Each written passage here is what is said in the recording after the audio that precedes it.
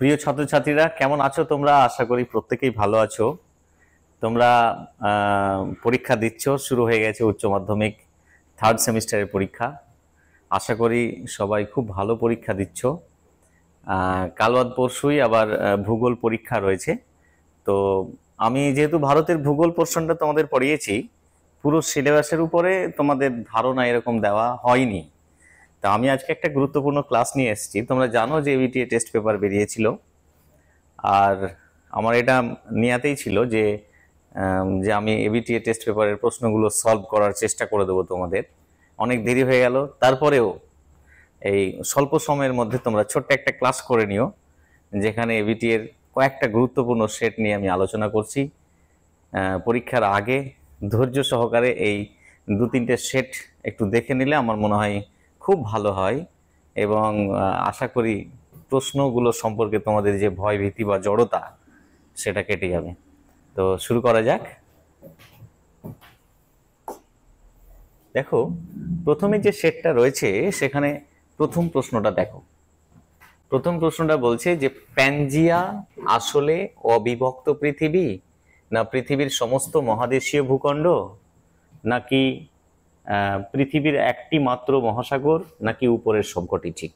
তাহলে আমরা জানি যে পৃথিবী যখন সৃষ্টি হয় তখন একটা টোটাল স্থলভাগ ছিল, যেটা মানে অবিভক্ত মহাদেশ, এবং বাকি অংশটা ছিল একটা জলভাগ, যেটাকে বলা হয় প্যানথ্যালাসা। তাহলে অবিভক্ত ভূখণ্ড বা অবিভক্ত মহাদেশীয় অংশ, যেটা পৃথিবীর সমস্ত মহাদেশীয় ভূখণ্ড, এটাকে নির্দেশ করছে প্যানজিয়া, তাই না? তাহলে উত্তরটা কি হবে? সেকেন্ড অপশনটা উত্তর হবে, যে প্যানজিয়া আসলে পৃথিবীর সমস্ত মহাদেশীয় ভূখণ্ড।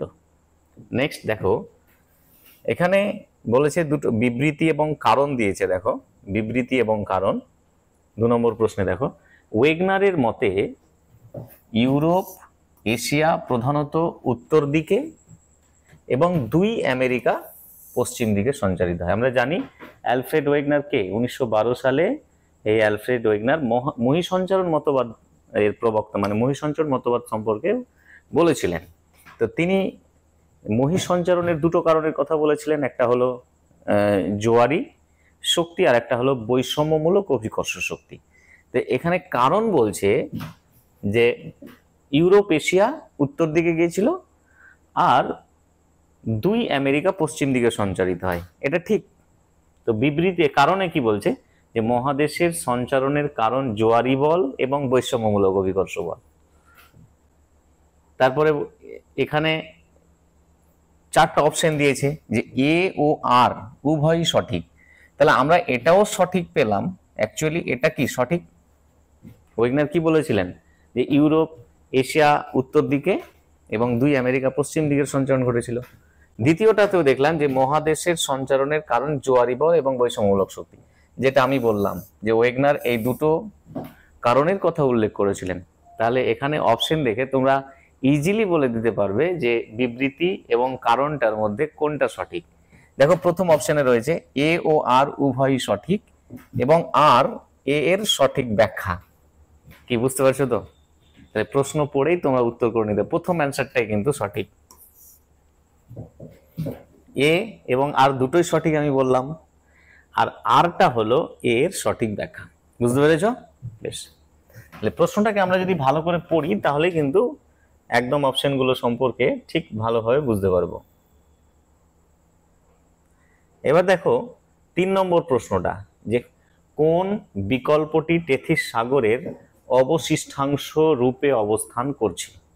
দেখো, টেথিস সাগরের অবশিষ্টাংশ রূপে আমরা জানি যে কতগুলো সাগর রয়েছে, এর মধ্যে 3টা অপশন রয়েছে। কোনটা? একটা হলো লোহিত সাগর, সুপিরিয়র সাগর এবং ভূমধ্য সাগর ও কৃষ্ণ সাগর। এর মধ্যে কোনটা হবে? লোহিত সাগর হবে, নাকি সুপিরিয়র সাগর, না ভূমধ্য সাগর, না কৃষ্ণ সাগর? অবশ্যই এখানে অপশন সি, ভূমধ্য সাগর হবে, তাই না?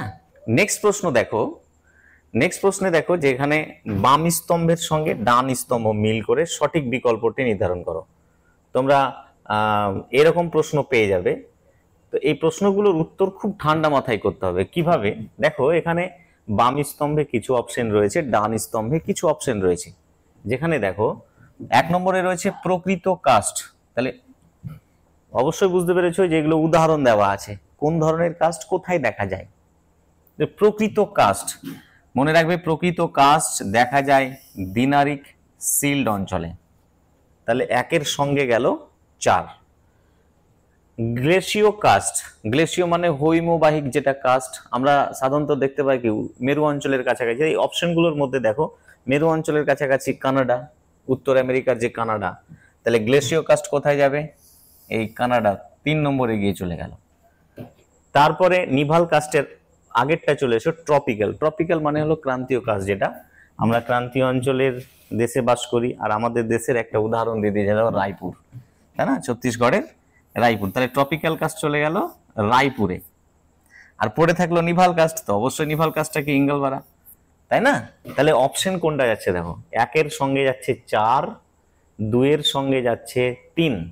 তাহলে 1-এর সঙ্গে ডি, 1-এর সঙ্গে ডি, 2-এর সঙ্গে যাচ্ছে সি, 3-এর সঙ্গে যাচ্ছে এ, আর 4-এর সঙ্গে যাচ্ছে ডি। তাহলে এই অপশনটা আমরা পেয়ে গেলাম। এইভাবে কিন্তু তোমাকে করতে হবে ঠান্ডা মাথায়। আগে আমরা দাগিয়ে নেব, তারপরে দেখব কোন অপশনগুলো সঠিকের মধ্যে আসছে। তাহলে এই উত্তরটা সঠিক। নেক্সট প্রশ্ন দেখো যে ভৌম জলতলের উপর প্রবেশ্য শিলাস্তরের মধ্য দিয়ে বাহিত জলকে কি বলা হয়? দেখো আমরা জানি যে ভৌম জলস্তর যেটা যেটা ভৌম জলস্তর, এই ভৌম জলস্তর একে দুটো অংশে ভাগ করা হয়। একটা হলো অসম্পৃক্ত স্তর, একটা হলো সম্পৃক্ত স্তর। তো উপরের যে অসম্পৃক্ত স্তর এটাকে বলা হয় ভাদস স্তর, যেখান দিয়ে জলটা চুইয়ে নিচে আসে। আর যে স্তরে জমা হয় সেটা সম্পৃক্ত স্তর। ঠিক আছে, তাহলে বুঝতেই পারছো যে উপরের অসম্পৃক্ত স্তরটাকে কি বলা হয়? ভাদস স্তর। কি স্তর? তাহলে ভৌম জলের উপর প্রবেশ্য শিলা স্তরের মধ্য দিয়ে বাহিত জলকে ভাদস স্তর বলা হয়। আর ভাদস স্তরের মধ্যে জল বাহিত, যে জলটা বাহিত হয় সেটাকে বলা হয় ভাদস জল। তাহলে উত্তর কি হয়ে গেল? ভাদস জল। তাহলে ভৌম জলতলের উপর প্রবেশ্য শিলা স্তরের মধ্য দিয়ে বাহিত জলকে বলা হয় ভাদস জল। বুঝতে পেরেছো? নেক্সট দেখো, এখানে বলছে প্রশ্নটা যে প্রদত্ত চিত্রটি কোন ভূমিরূপকে চিহ্নিত করছে। দেখো তো, ভূমিরূপটা নিশ্চয় দেখেছো, ক্লাস 10-এও তোমরা পড়েছো। এটা অবশ্যই হিমবাহের কার্যের ফলে সৃষ্ট একটা ভূমিরূপ। দেখো তো, এখানে একটা কঠিন শিলা রয়েছে, এটা একটা কঠিন শিলা, আর তার ঠিক পেছনে রয়েছে নরম শিলা। তাহলে এই কঠিন শিলা পেছনের নরম শিলাকে ক্ষয়ের হাত থেকে রক্ষা করে। তাহলে সামনের এই কঠিন শিলাটার নাম কি, আর পেছনের এই নরম শিলা স্তরটির নাম কি? দেখো এখানে অপশন আছে রসেমতানে, গৌর, ক্র্যাগ ও টেল, পিরামিড চূড়া। তাহলে দেখো দুটো বললাম, কঠিন শিলা স্তর, নরম কঠিন শিলা স্তূপকে বলা হয় ক্র্যাগ, আর যেটা নরম শিলা সেটাকে বলা হয় টেল। তাহলে অপশন কি উত্তর হলো? Option C, crag and tell. বুঝতে পেরেছো? টেল মানে হলো পুচ্ছ, এটা লেজের মতো বেড়ে রয়েছে। কঠিন শিলাই নরম শিলাটাকে ক্ষয়ের হাত থেকে রক্ষা করছে বলে ওটা লেজের মতো পেছনের দিকে বেড়ে থাকে। নেক্সট দেখো, দুটো বিবৃতি এবং কারণ দেওয়া হয়েছে 7 নম্বরের প্রশ্ন, যে ঘনীভবন ও অধঃক্ষেপণ বাতাসের আপেক্ষিক আর্দ্রতার উপর নির্ভর করে। ঘনীভবন এবং অধঃক্ষেপণ, যে বৃষ্টিপাত বা তুষারপাত, এগুলো কিসের উপর নির্ভর করে? আপেক্ষিক আর্দ্রতার উপর নির্ভর করে। অবশ্যই বাতাসের আপেক্ষিক আর্দ্রতার উপরে এই সমস্ত জিনিসগুলো নির্ভর করে। দ্বিতীয় নম্বর বলছে উষ্ণতা বৃদ্ধি পেলে আপেক্ষিক আর্দ্রতা হ্রাস পায়। এটাও সঠিক, যে উষ্ণতা যদি বাড়ে তাহলে আপেক্ষিক আর্দ্রতা কি হয়? হ্রাস পায়। এই জন্য নিরক্ষীয় অঞ্চলে আপেক্ষিক আর্দ্রতার পরিমাণ কম, তাই না? বেশি, কম। আর উষ্ণতা যদি কমে তাহলে আপেক্ষিক আর্দ্রতার পরিমাণটা বাড়ে। তাহলে উষ্ণতা বৃদ্ধি পেলে আপেক্ষিক আর্দ্রতা হ্রাস পায়, এটা সঠিক। আর এটাও সঠিক। তাহলে এখানে অপশনগুলো দেখে নেব। এ সঠিক, আর ভুল, এটা গেল না। আর সঠিক, এ ভুল, এটাও গেল না। এ ও আর উভয়ই সঠিক, এবং আর এ এর সঠিক ব্যাখ্যা নয়। এ ও আর উভয়ই সঠিক এবং আর এ এর সঠিক ব্যাখ্যা, এটার সঙ্গে কিন্তু এটা লিঙ্ক নেই। তার মানে উত্তর কি হয়ে গেল? উত্তর হয়ে গেল সি, এ ও আর উভয়ই সঠিক কিন্তু আর এর সঠিক ব্যাখ্যা নয়। দুটো আলাদা জিনিস। বুঝতে পেরেছো? এখানে এর কারণ হিসেবে কিন্তু আরটাকে ব্যাখ্যা করা হয়নি। এ এবং আর দুটোই আলাদা জিনিস, দুটোই সঠিক কথা। এরপরে পার্বত্য হিমবাহের তলদেশে যে সকল গভীর ফাটল দেখা যায়, পার্বত্য হিমবাহের তলদেশে বা পৃষ্ঠদেশে যে গভীর ফাটল, আঁচড় কাটা দাগের মতো যে ফাটলগুলো দেখা যায়, আমরা জানি যে এই হিমবাহ অধ্যুষিত অঞ্চলে যখন হিমবাহ প্রবাহিত হয় তখন উপরে যে ফাটলগুলো দেখা যায়, ঠিক আছে, এই ফাটলগুলোকে কি বলা হয় থাকে? ক্রেভাস। এবার দেখা গেলো এমন একটা ফাটল হয়েছে তলদেশ পর্যন্ত চলে গেছে, তখন এগুলোকে বলা হয় বাগস্রুন্ড। এটাকে বলা হয় ক্রেভাস, এটাকে বলা হয় বাগস্রুন্ড। তাহলে তলদেশে বা উপরিপৃষ্ঠে আঁচড় কাটা যে ফাটলগুলো সৃষ্টি হয়ে থাকে সেগুলোকে কি বলা হয়? ক্রেভাস বলা হয়। তাহলে অপশন হয়ে গেল, অনেকে বাগস্রুন্ড বলবে কিন্তু এটা বাগস্রুন্ড নয়। বাগস্রুন্ড হলো উপরিপৃষ্ঠ থেকে তলদেশ পর্যন্ত একটা ফাঁক বা গ্যাপ। নেক্সট, আর্দ্রতার গুণাঙ্ক বলা হয়, গুরুত্বপূর্ণ একটা জিনিস, নতুন জিনিস, যে আর্দ্রতার গুণাঙ্ক বলা হয় কোন আর্দ্রতাকে? আর্দ্রতার গুণাঙ্কর জিনিসটা যার সঙ্গে যাবে সেটা এই আপেক্ষিক আর্দ্রতার সঙ্গে যাবে। আপেক্ষিক আর্দ্রতা কাকে বলে? যে কোনো নির্দিষ্ট পরিমাণ বায়ুতে যে পরিমাণ জলীয় বাষ্প থাকে, ওই পরিমাণ বায়ুকে ওই উষ্ণতায় সম্পৃক্ত করতে যে পরিমাণ জলীয় বাষ্পের প্রয়োজন হয় সেটাকে বলা হয় আপেক্ষিক আর্দ্রতা। তা আর্দ্রতার গুণাঙ্ক ঠিক একই রকম ভাবে যে কোনো নির্দিষ্ট পরিমাণ বায়ু এবং তাতে উপস্থিত জলীয় বাষ্পের পরিমাণ, সেটাকে বলা হয় থাকে পরিমাণের যে অনুপাত, সেটাকে আর্দ্রতার গুণাঙ্ক বলা হয়। তাহলে আর্দ্রতার গুণাঙ্ক যার সঙ্গে যাচ্ছে সেটা হলো আপেক্ষিক আর্দ্রতা। তাহলে আর্দ্রতার গুণাঙ্ক বলা হয় কোন আর্দ্রতাকে? আপেক্ষিক আর্দ্রতাকে বলা হয়। ঠিক আছে, নেক্সট 10 নম্বরের প্রশ্নটা দেখো, যে স্থলভাগ থেকে গভীর সমুদ্রের দিকে সমুদ্র তলদেশের ভূপ্রকৃতির সঠিক ক্রমটি সাজাও। তাহলে তোমরা বইয়ে পড়েছো যে সমুদ্র, গভীর সমুদ্রের যে কি বলছে এটা, যে গভীর সমুদ্রের দিকে সমুদ্র তলদেশের যে ভূপ্রকৃতি তোমরা পড়েছো, তাই না? আমরা ভূপৃষ্ঠের উপরে কি দেখতে পাই? পর্বত, তারপরে পাহাড়, তারপরে মালভূমি, তারপরে সমভূমি, তারপরে আমরা ভূপৃষ্ঠে বিভিন্ন ধরনের খাত বা এরকম কিছু দেখতে পাই। তো একই রকম ভাবে সমুদ্রের তলদেশে আমরা কি কি দেখতে পাবো, তাই না? সমুদ্রের তলদেশে আমরা যে জিনিসগুলো দেখতে পাবো, ধরো এটা গামলার মতো, এটা হচ্ছে সমুদ্র। তাহলে প্রথমেই আমরা দেখতে পাবো মহীসোপান, তারপরে মহীঢাল, তারপরে মহীযোগান, তারপরে গভীর সমুদ্রের সমভূমি, তারপরে গভীর সমুদ্রের খাত, এরকম দেখতে পাবো।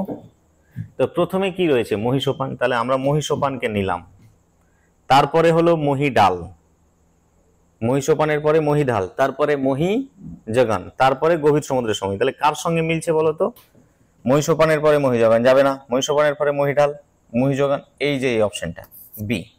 প্রথমে মহীসোপান, তারপরে মহীঢাল, তারপরে মহীযাগান, তারপরে গভীর সমুদ্রের সমভূমি।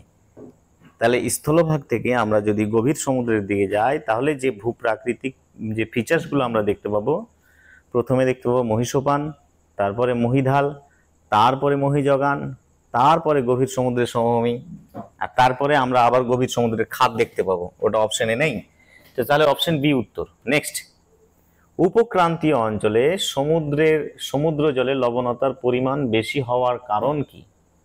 দেখো এখানে অপশনগুলো বলেছে যে কম বৃষ্টিপাত এবং উত্তর পূর্ব আয়নবায়ু ও দক্ষিণ পূর্ব আয়নবায়ুর উপস্থিতি, অধিক উষ্ণতা, অধিক বাষ্পীভবন, এ ও বি উভয়ই সঠিক, কোনোটিই নয়। তাহলে 1 নম্বরে বলেছে যে কম বৃষ্টিপাত এবং উত্তর পূর্ব আয়নবায়ু ও দক্ষিণ পূর্ব আয়নবায়ুর উপস্থিতির কারণে একটা। 2 নম্বর বলেছে যে অধিক উষ্ণতা এবং অধিক বাষ্পীভবন। 3 নম্বর বলেছে এ ও বি। তাহলে দুটোই তো সঠিক, কম বৃষ্টিপাত, উত্তর পূর্ব দক্ষিণ পূর্ব আয়নবায়ুর উপস্থিতি, অধিক উষ্ণতা, অত্যাধিক বাষ্পীভবন, দুটোই সঠিক। তাহলে এখানে উত্তর কি হয়ে গেল?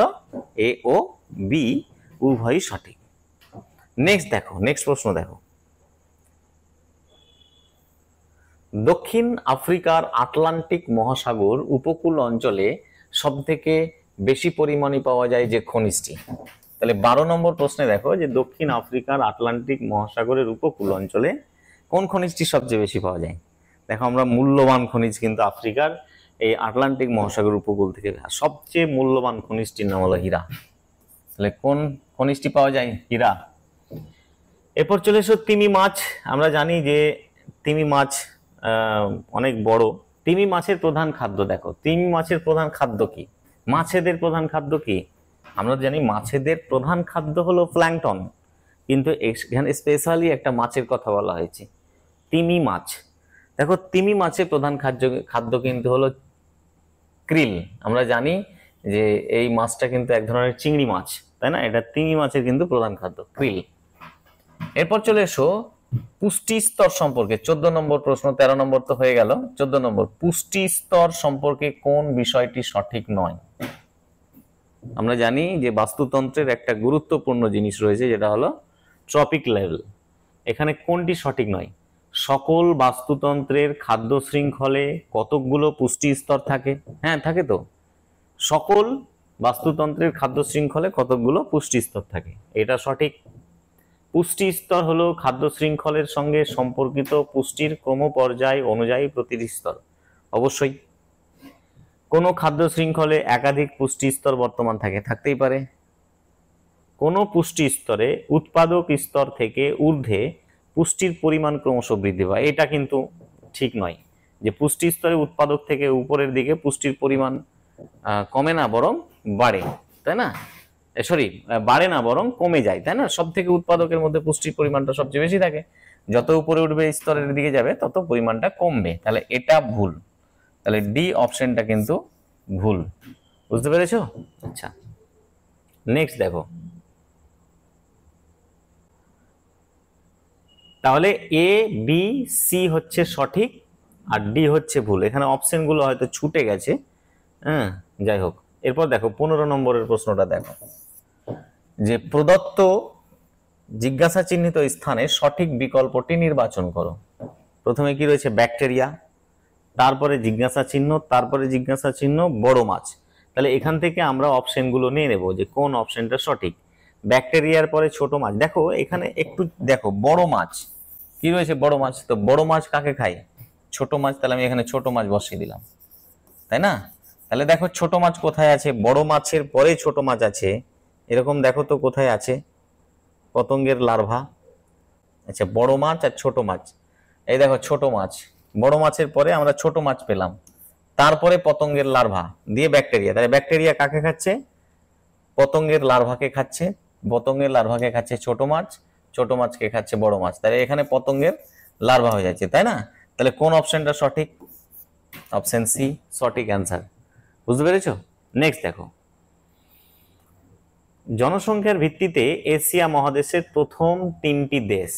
দেখো আমরা 2011 আদমশুমারির পরে, মানে এখন বর্তমানে ভারতবর্ষ কিন্তু বিশ্বের সবচেয়ে বেশি জনসংখ্যা বিশিষ্ট দেশ। তাহলে এখানে বলেছে জনসংখ্যার ভিত্তিতে এশিয়া মহাদেশের প্রথম 3টি দেশ।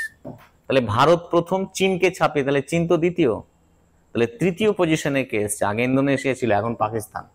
তাহলে অপশন ডি, ভারত, চীন, তারপরে হচ্ছে পাকিস্তান। এই 3টে রাজ্য জনসংখ্যার দিক থেকে পরপর সাজিয়ে। নেক্সট দেখো 17 নম্বর প্রশ্ন দেখো, বিবৃতিতে বলছে যে পৃথিবীর জনসংখ্যার সব দেশের সব অঞ্চলে সমানভাবে বিন্যস্ত নয়। ঠিকই তো, জনসংখ্যার সব দেশের সব অঞ্চলে কি সমানভাবে বন্টিত? কখনোই না, কারণ ভূপ্রকৃতি, জলবায়ু প্রভৃতি প্রাকৃতিক পরিবেশ জনবন্টনে প্রভাব বিস্তার করে। তাহলে বুঝতেই পারছো যে এটাও সঠিক।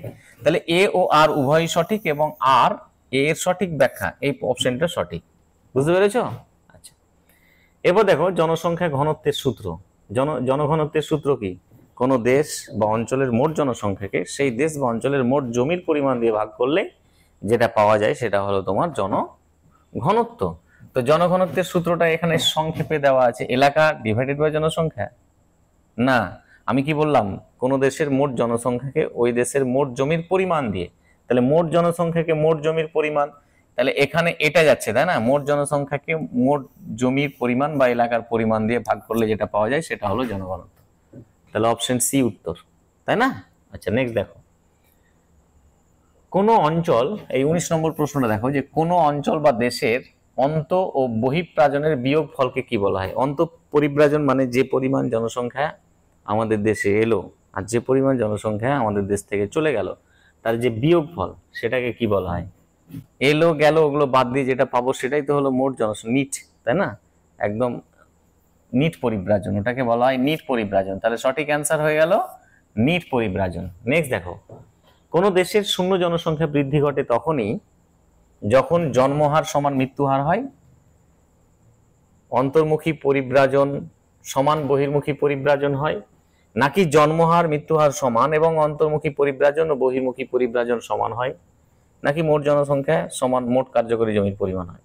তাহলে আমরা এখানে এই অপশনটা দেখতে পাচ্ছি সঠিক অ্যান্সার। জন্মহার যত হবে মৃত্যুহার ঠিক ততটাই যদি হয়, যতটা অন্তর্মুখী পরিব্রাজন হচ্ছে ঠিক ততটাই যদি বহির্মুখী পরিব্রাজন হয়, তাহলে কি হবে? শূন্য জনসংখ্যা বৃদ্ধি হবে। তাহলে অপশন সি অ্যান্সার, সঠিক অ্যান্সার, তাই না?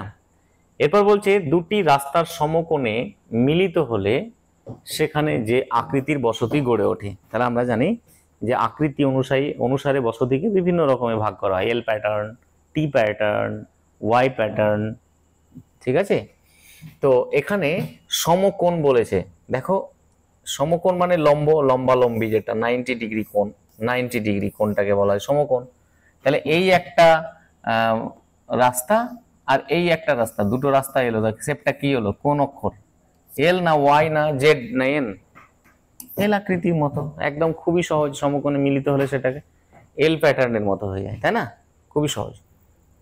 নেক্সট প্রশ্ন দেখো, নিচের স্তম্ভ দুটি মিলিয়ে সঠিক উত্তরটি নির্বাচন করো।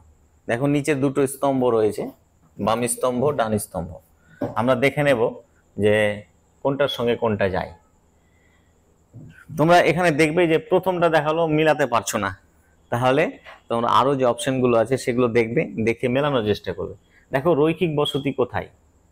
নিশ্চয়ই নদীর বা রাস্তার দুই পাড় বরাবর। তাহলে এখানে অপশন রয়েছে মিশরের নীল নদের পাড় বরাবর। তাহলে নদীর পাড় বরাবর রৈখিক বসতি চলে গেল এটার সঙ্গে। আমরা জানি যে বিক্ষিপ্ত বসতি সাধারণত উচ্চ পার্বত্য অঞ্চলে দেখা যায়। তাহলে এখানে উচ্চভূমি অঞ্চল আছে, দেখো উচ্চভূমি অঞ্চল, তাহলে এখানে বিক্ষিপ্ত বসতি চলে গেল ইথিওপিয়ার উচ্চভূমি অঞ্চলে। গোষ্ঠীবদ্ধ বসতি দেখবা সমভূমি অঞ্চলে গড়ে ওঠে, তাহলে এখানে একটা সমভূমি আছে, জাপানের কোয়ান্টো সমভূমি। একটু বুদ্ধি খাটিয়ে খালি করলে হবে, তাই না? আর একটা রয়েছে নক্ষত্রকার বসতি রয়েছে, তোমার পড়ে থাকলো চীনের ইয়াংশিকিয়াং নদীর অববাহিকা অঞ্চলে, তাই না? তাহলে আমরা এখানে অপশন পেয়ে গেলাম 1-4। 1-4 দেখো এখানে কোনটা আছে? একের হচ্ছে তোমার, সরি 1-3, 1-এর সি গেল, 2-এর গেল, 2-এরটা গেল তোমার ডি, 3-এরটা গেল তোমার এ, আর 4-এরটা গেল তোমার বি, 4-এরটা গেল বি। তাহলে এখানে অপশন সি অ্যান্সারটা সঠিক অ্যান্সার। বুঝতে পেরেছো? সি অ্যান্সারটা কি এখানে সঠিক অ্যান্সার। এইভাবে তোমাকে মিলিয়ে করতে হবে। এরপর দেখো 23 নম্বর প্রশ্নটা দেখো, জাতীয় রাজধানী যেমন new Delhi, Washington DC, London এবং ক্যানবেরা এগুলো কোন ধরনের শহর? আমরা জানি যে কার্যাবলীর ভিত্তিতে শহরের শ্রেণী বিভাগ করা হয়, যেখানে দেখো যে কার্যাবলীর ভিত্তিতে যে শহরের শ্রেণী বিভাগগুলো রয়েছে, তো এখানে কোন ধরনের শহর? New Delhi, Washington DC, London এবং ক্যানবেরা কি রয়েছে? বন্দর শহর, ব্যবসা বাণিজ্যিক শহর, সাংস্কৃতিক শহর, নাকি প্রশাসনিক শহর? এখানে অপশন ডি উত্তর, প্রশাসনিক শহর। কারণ এগুলো জাতীয় রাজধানী না, তাই না? জাতীয় রাজধানী মানে কি? প্রশাসনিক কার্যাবলীগুলো সেখান থেকে পরিচালিত হয়, তাই এগুলো প্রশাসনিক শহর।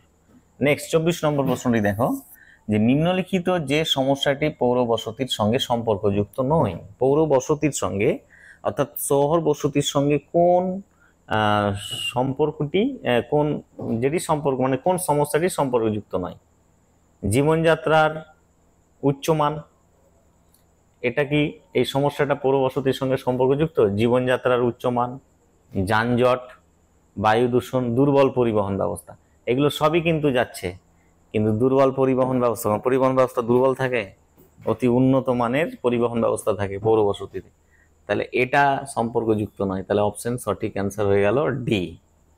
নেক্সট, রোড সাইড হ্যামলেট এই কথাটি প্রথম ব্যবহার করেছিলেন যে ভৌগোলিক, এটা সম্পূর্ণ মুখস্থের জিনিস, মনে রাখবা ক্রিস্টোলার। এটা সঠিক অ্যান্সার এ। নেক্সট দেখো, নিম্নলিখিত যে রাজ্যটি ভারতের অতি নিবিড় জনঘনত্ব অঞ্চলের অন্তর্ভুক্ত নয়, অতি নিবিড় জনঘনত্ব দেখা যায় না কোন রাজ্যে? বিহার, পশ্চিমবঙ্গ, উত্তরপ্রদেশ, ওড়িশা।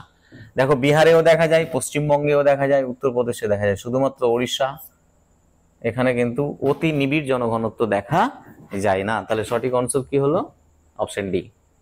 নেক্সট দেখো, বৃষ্টির জল সংরক্ষণে ভারতের যে রাজ্যটি অগ্রণী ভূমিকা পালন করে, তোমরা নিচু ক্লাস থেকে পড়ে আসছো যে বৃষ্টির জল সংরক্ষণে এক রোল মডেল হিসেবে ভারতের যে রাজ্যটি বিশ্ব দরবারে পরিচিতি পেয়েছে, ভারতের বিশেষ করে ভারতের ক্ষেত্রে সুপরিচিতি লাভ করেছে, সেটা হলো তামিলনাড়ু, তাই না? তাহলে অপশন বি অ্যান্সার, তামিলনাড়ু। এরপর 28 নম্বর প্রশ্নটা দেখো, ওএনজিসি এর সদর দপ্তর। ওএনজিসি মানে কি জানো তোমরা? ওএনজিসির ফুল ফর্ম কি? অর্গানাইজেশন ন্যাচারাল গ্যাস কমিশন, তাই না? এই ওএনজিসির সদর দপ্তর কোথায়? আমাদের ভারতের উত্তরাখণ্ডের দেরাদুনে ওএনজিসির সদর দপ্তর। তাহলে অপশন এ হয়ে গেল অ্যান্সার, তাই না? নেক্সট দেখো, নিচের স্তম্ভ দুটি মিলিয়ে সঠিক অ্যান্সারটি নির্বাচন করো। এখানে দুটো স্তম্ভ রয়েছে, বাম স্তম্ভ ডান স্তম্ভ, মিলিয়ে নাও। ওই যে বললাম যে আগে মিলিয়ে নেবে, কোশ্চেনের উপরেই তোমরা দাগ দিয়ে আগে মিলিয়ে নেবে, তারপরে অপশনগুলোতে যাবে। দেখো এখানে দেখো যে সাগরদ্বীপীয় তুলা, অর্থাৎ ভূমধ্য সাগরের কাছে যে তুলোটা, এখানে সাগরদ্বীপীয় তুলোটা খুবই উন্নত মানের তুলো। তাহলে ভূমধ্য সাগরের তীরবর্তী অঞ্চলের তুলোর কথা বলেছে, অর্থাৎ মিশরের তুলো, দীর্ঘ আঁশযুক্ত তুলো, উন্নত মানের তুলো ওখানে পাওয়া যায়। আর এশীয় তুলো, ভারত, পাকিস্তান, আফগানিস্তান, বাংলাদেশে যে তুলো পাওয়া যায় ওটা কিন্তু অত উন্নত মানের নয়, এটা কিন্তু ক্ষুদ্র আঁশযুক্ত তুলো। তাহলে অপশন চলে গেল এটা। এবার চলে এসো যে পাটের উচ্চ ফলনশীল বীজ। পাটের যদি নাম মনে আসে তো কার্পাসের মনে আসবে। তো যাই হোক, দেখো পাটেরটা হলো শ্যামলী আর কার্পাসেরটা হলো তোমার সুজাতা। তাহলে দেখো নিচের অপশনগুলোর মধ্যে কোনটা সঠিক। তাহলে 4-এর সঙ্গে কে যাচ্ছে? 1, মানে 4-এর সঙ্গে একেরটার সঙ্গে যাচ্ছে তোমার 3, 1-এর সঙ্গে 3 অপশন এখানে আছে। 2-এর সঙ্গে যাচ্ছে তোমার ডি, ঠিক আছে, 2-এর সঙ্গে ডি। 3-এর সঙ্গে যাচ্ছে বি, আর 4-এর সঙ্গে যাচ্ছে এ। তাহলে এখানে অপশন দেখো, এই অপশনটা সঠিক অ্যান্সার, তাই না? 1-এর সঙ্গে চলে এলো সি শ্যামলী, 2-এর সঙ্গে চলে গেল ডি, 3-এর সঙ্গে চলে গেল তোমার বি, আর 4-এর সঙ্গে চলে গেল এ। তাহলে এই 4-এর যে অপশনটা সেটা হলো সঠিক অ্যান্সার। নেক্সট, কার্পাস বীজের তুষ থেকে কি তৈরি করা হয়? Ethyl alcohol, polyester, Terylene, naphtha. মনে রাখবে যেটা তৈরি করা হয় সেটা হলো ইথাইল অ্যালকোহল, ঠিক আছে।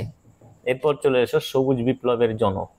দেখো সবুজ বিপ্লবের যে জনক কাকে বলা হয়? আমরা জানি যে কিছু কিছু ক্ষেত্রে কতগুলো জনক রয়েছে, যেমন তোমার সবুজ বিপ্লব, নীল বিপ্লব, তারপরে শ্বেত বিপ্লব। তো সবুজ বিপ্লবের জনক কাকে বলা হয়? খুবই সহজ প্রশ্ন, তাই না? অরুণ কৃষ্ণান নীল বিপ্লবের জনক, ডক্টর ভার্গিস কুবিয়ান এ তো শ্বেত বিপ্লবের জনক, উইভার তো তোমার শস্য সমন্বয় ধারণার প্রবক্তা। তাহলে পড়ে থাকলো নরম্যান বোরলগ। এই নরম্যান বোরলগ হলেন সবুজ বিপ্লবের জনক। তাহলে অপশন সি সঠিক অ্যান্সার। নেক্সট দেখো, কোন দুটি স্থান ভারতের দীর্ঘতম জাতীয় সড়ক পথ দিয়ে যুক্ত হয়েছে? দেখো ভারতের দীর্ঘতম জাতীয় সড়ক পথের নাম কি? NH44। NH44, যার পূর্ব নাম ছিল NH7। NH7 ছিল পূর্ব নাম, এখন বর্তমানে NH44। এই কোন দুটি স্থানকে এই NH44 যুক্ত করেছে? Mumbai to Chennai, Srinagar to Kanyakumari. তাহলে এটাই হবে সব থেকে উত্তরের অংশ আর সব থেকে দক্ষিণ, Srinagar two Kanyakumarika. Option B সঠিক অ্যান্সার। তারপর চলে এসো যে বর্তমানে অ্যামাজন, ফ্লিপকার্টের মাধ্যমে যে বাণিজ্য করা হয়, যে আমরা জানি না এই অ্যামাজন এর কোনো দোকান নেই, ফ্লিপকার্টের কোনো দোকান নেই, এরা সরাসরি কোনো কোম্পানির সঙ্গে টাই আপ করে গ্রাহকের কাছে মালপত্র পৌঁছে দিচ্ছে। কিছু এরা রয়েছে, ম্যান রয়েছে যেগুলো ডেলিভার করে দেয়। ধরো আমার একটা টি শার্টের দরকার, অ্যামাজন থেকে আমি অমুক কোম্পানির একটা টি শার্ট অর্ডার করে 2 দিন বাদে কিন্তু ডেলিভারি বয় দিয়ে চলে যায়। এটা এক ধরনের বিজনেস। তো এই বিজনেসটাকে কি বলা হয়? এই বিজনেসটাকে বলা হয় থাকে ই কমার্স। কি বলা হয় থাকে? E commerce. তাহলে সঠিক অ্যান্সার এ, ই কমার্স। তারপর চলে এসো জিডিপি। জিডিপির পূর্ণ রূপটিকে এখন খুবই শুনতে পাওয়া যায়, জিডিপি জিডিপি জিডিপি। তাই না? তো জিডিপির ফুল ফর্মটা কি? এই জিডিপির ফুল ফর্মটা মনে রাখবে, গ্রস ডোমেস্টিক প্রোডাক্ট। তাহলে অপশন সি সঠিক অ্যান্সার। বুঝতে পেরেছো? এখানে গ্রস ডেভেলপমেন্ট প্রসেস রয়েছে, গুডস ডিস্ট্রিবিউশন প্রসেস রয়েছে, জেনারেল ডোমেস্টিক প্রোডাক্ট রয়েছে, আর রয়েছে গ্রস ডোমেস্টিক প্রোডাক্ট। তাহলে অপশন সি অ্যান্সার সঠিক, গ্রস ডোমেস্টিক প্রোডাক্ট। এরপর দেখো, ভারতের রেখা মানচিত্রে একটি তন্তু ফসল ও একটি বাগিচা ফসল উৎপাদক অঞ্চল দেখানো হয়েছে। ফসল দুটো কি কি? এই একটা অপশন, এই একটা জায়গা দেখানো হয়েছে, আর এই একটা অংশ দেখানো হয়েছে, তাই না? তাহলে দুটো জায়গা দেখানো হয়েছে, একটা হলো তোমার বাগিচা ফসল আর একটা হলো তন্তু ফসল। তাহলে এখানে কি কি দেখানো হয়েছে? তোমরা অপশনে দেখো যে গম এবং ইক্ষু, নাকি ডাল ও জোয়ার, নাকি ধান ও গম, নাকি কার্পাস ও চা। দেখো তন্তুজ ফসল কার্পাস, এখানে সঠিক একটু ভুল করলাম আমি, দাগটা ওখানে নেই, নেপালটাকে আমি দেখিয়ে দিয়েছি, এটা নয়, এটা অ্যাকচুয়ালি দেখানো হয়নি, এখানে দেখানো হয়েছে, এই যে এটা আসামকে দেখানো হয়েছে। তাহলে এটা হলো আসাম, আর এইখানে এটা হচ্ছে তোমার পাঞ্জাব, পাঞ্জাব হরিয়ানার এই জায়গাটা। তাহলে এই দুটো তন্তুজ ফসল কি কি দেখানো হয়েছে? আমরা জানি যে তন্তুজ ফসল এগুলোর মধ্যে প্রথমটা কোনোটাই যাচ্ছে না, তাহলে কার্পাস যাচ্ছে, কার্পাস। আর চা, আসামে কি চাষ হয়? চা। তাহলে অপশন সঠিক অ্যান্সার ডি, তাই না? এবার দেখো 3 নম্বর সেটটা দেখো, এখানে 3 নম্বর সেটটা দেখো। প্রথম প্রশ্নটা হচ্ছে তোমার, ওয়েগনারের মত অনুযায়ী উত্তর ও দক্ষিণ আমেরিকার পশ্চিম দিকে চলনের কারণ কি? আমি একটু আগেই বললাম যে ওয়েগনার মই সঞ্চারণের দুটো কারণের কথা বলেছেন, একটা হলো বৈষম্যমূলক অভিকর্ষজ শক্তি, আর একটা হলো জোয়ারি শক্তি। তো এখানে কোন কারণটা? উত্তর ও দক্ষিণ আমেরিকা পশ্চিম দিকে সরে গিয়েছিল কোন কারণের দ্বারা? তাই না? উত্তর জোয়ারি শক্তি। জোয়ারি শক্তির কারণে কিন্তু উত্তর ও দক্ষিণে এটা সরে গিয়েছিল। ঠিক আছে, উত্তর আমেরিকা সরেছিল ইউরোপ মহাদেশ থেকে, আর দক্ষিণ আমেরিকা আফ্রিকা মহাদেশ থেকে পশ্চিম দিকে সরে গিয়েছিল, কারণ অনুযায়ী জোয়ারি শক্তির প্রভাবে। 2 নম্বর দেখো, নেক্সট প্রশ্ন, ভাদস্তর কাকে বলে? আমি 1 নম্বর সেটেও আলোচনা করলাম যে ভৌম জলস্তরকে দুটো ভাগে ভাগ করা, একটা হলো অসম্পৃক্ত, নিচেরটা হলো সম্পৃক্ত। যেটা উপরের অসম্পৃক্ত স্তর সেটাকে তো ভাদস্তর বলা হয়। তাহলে এখানে পেয়ে গেছো নিশ্চয় এতক্ষণে অসম্পৃক্ত কোনটা। তাহলে এই যে অসম্পৃক্ত, এই অসম্পৃক্ত স্তরটাকেই বলা হয় থাকে ভাদস স্তর। আর ভাদস স্তরের মধ্য দিয়ে প্রবাহিত জলটাকে কি বলা হয়? ভাদস জল। তারপর চলে এসো, বিকেল 4টের বৃষ্টি যে ধরনের বৃষ্টিপাতের সঙ্গে যুক্ত। বিকেল 4টের বৃষ্টি মনে পড়ছে? 4 o'clock রেইন। 4 o'clock রেইন কোথায় দেখা যায়? নিরক্ষীয় অঞ্চলে। আর নিরক্ষীয় অঞ্চলে কোন ধরনের বৃষ্টিপাত হয়? পরিচলন বৃষ্টিপাত হয়। অপশন দেখে নাও, ষোলক্ষেপ, পরিচলন, ঘূর্ণবাত, প্রতিঘূর্ণবাত। তাহলে এতক্ষণে অপশন তোমরা পেয়ে গেছো, সঠিক অ্যান্সার বি, পরিচলন বৃষ্টিপাত, তাই না? তারপর দেখো, সুন্দা খাতটি অবস্থিত, এই যে খাতের কথা বলা হয়েছে, এটা একটা গভীর সমুদ্র তলদেশীয় খাত। সুন্দা বা সুন্দা জাভা দ্বীপপুঞ্জের কাছে রয়েছে ইন্দোনেশিয়ার সুন্দা খাত। এটা কোন মহাসাগরে রয়েছে? প্রশান্ত, আটলান্টিক, ভারত, না সুমেরু মহাসাগরে? তাই না? ইন্দোনেশিয়া তো ভারত মহাসাগরের উপকূলবর্তী একটা দেশ, তাই জাভা দ্বীপপুঞ্জ, তাহলে ইন্দোনেশিয়া জাভা দ্বীপপুঞ্জ বলছি, ওখানে তো সুন্দা খাত রয়েছে, তাই না? তাহলে কোন মহাসাগরের? ভারত মহাসাগরের এটা একটা গভীরতম খাত, সুন্দা খাত। নেক্সট দেখো যে 10% সূত্র অনুযায়ী খাদ্য শৃঙ্খলের প্রতিটি স্তরে 10% শক্তি দেহ গঠনের কাজে ব্যবহৃত হয়। এই উক্তিটি সত্য, মিথ্যা, আংশিক সত্য, কোনটি নয়? আমরা জানি প্রতিটি পুষ্টি স্তরে অর্জিত শক্তির 90% শ্বসন, রেচন ও অন্যান্য শারীরিক কাজে কি হয়? অপচয় হয়, তাই না? মাত্র 10% শক্তি মানে ওই পুষ্টি স্তরে উপস্থিত জীবদেহের দেহ গঠনের কাজে লাগে। তাহলে ওই জীবের দেহ গঠনের কাজে লাগে কত পার্সেন্ট? 10%। তাহলে উক্তিটি 100% সত্য। তাহলে অপশন এ সঠিক অ্যান্সার, সঠিক উত্তর সত্য, তাই না? তারপর চলে এসো বিয়োজক খাদ্য শৃঙ্খল। খাদ্য শৃঙ্খলের একটা ভাগ রয়েছে বিয়োজক খাদ্য শৃঙ্খল। বিয়োজক বলতে তোমার ডেট্রিটাস খাদ্য শৃঙ্খল। তাহলে এখানে কোনটা অপশন হবে সঠিক অ্যান্সার? পচা পাতাকে লাভা খাচ্ছে, লাভাকে ছোট মাছ দিয়ে তারপরে জিজ্ঞাসা চিহ্ন রয়েছে, তাই না? তো এটা পচা পাতা, তারপরে লাভা, অবশ্যই পচা পাতাকে লাভা খাচ্ছে। তারপরে ছোট মাছ, ছোট মাছকে কে খাবে? বড় মাছ। ছোট মাছকে কে খাবে? বড় মাছ। তার সঠিক অ্যান্সার কি? বি।